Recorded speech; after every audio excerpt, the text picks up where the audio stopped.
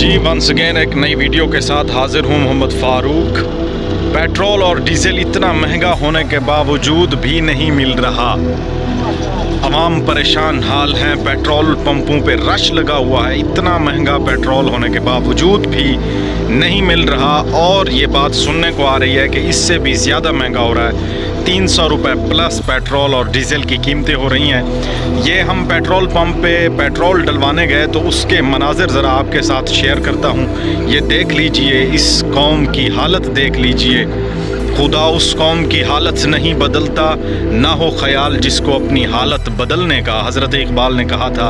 ये ज़रा कुछ मनाजिर पेट्रोल पंप के, एक छोटे से पेट्रोल पंप के ये मनाजिर देख लीजिए, एक छोटे से शहर के ये मनाजिर देख लीजिए कि लोग कितने परेशान हैं पेट्रोल डलवाने के लिए और कितना रश लगा हुआ है।